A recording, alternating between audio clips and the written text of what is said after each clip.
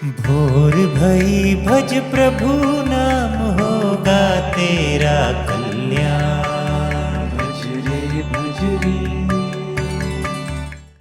आइए सुनते हैं आज की कहानी।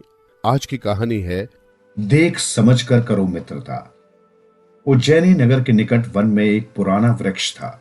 उस पर एक हंस और कौआ साथ साथ रहते थे। हंस और कौए के स्वभाव में भारी अंतर होने के बावजूद उनमें मित्रता थी। हंस दयालु और नम्र था, जबकि कौआ अत्यंत कुटिल और दुष्ट। घना वृक्ष होने के कारण उसकी छाया भी बहुत विशाल और सुखद थी। उधर से गुजरने वाले यात्री प्राय उसी वृक्ष के नीचे विश्राम करके अपने तन मन में चुस्ती और फुर्ती का अनुभव करते थे। गर्मी का समय था। एक दिन दोपहर के समय के यात्री थका मांदा वहां आ पहुंचा और उस वृक्ष की सुखद छाया में आराम करने लगा। उसने अपना धनुष बाण एक ओर रख दिया। शीघ्र ही सुखद हवा के कारण उस यात्री को नींद ने आ घेरा। सोते सोते उस यात्री का मुंह थोड़ा सा खुल गया था। इधर वृक्ष की छां ने भी दिशा बदली और सूर्य की तेज किरणें उसके चेहरे पर पड़ने लगी। यात्री को ऐसी दशा में देखकर बेचारे हंस को उस पर दया आ गई। उसने अपने पंख इस प्रकार फैला दिए ताकि यात्री के चेहरे पर धूप की किरणें न पड़े। ये देखकर दुष्ट कौआ बोला, भाई हंस, तुम इस यात्री के लिए इतना कष्ट क्यों उठा रहे हो? ये मानव अति स्वार्थी होते हैं। ये हम लोगों का शिकार करके खा जाते हैं, अतः ये हमारे शत्रु हुए। इन पर तो कदापि दया नहीं करनी चाहिए। भाई कौए, सभी मनुष्यों का स्वभाव एक जैसा नहीं होता।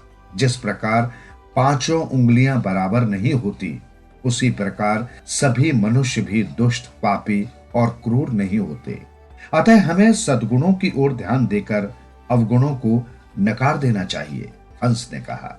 इस पर कौआ बोला, मुझे तो सभी मनुष्य एक जैसे लगते हैं, इसलिए मैं अभी इस यात्री को मजा चखाता हूं।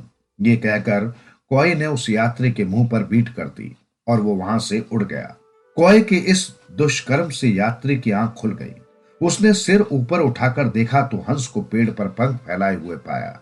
यात्री ने समझा कि इस हंस ने बीट की है। फिर क्या था, उसने क्रोधवश तत्काल अपना धनुष उठाया और तीर को हंस पर साध कर छोड़ दिया।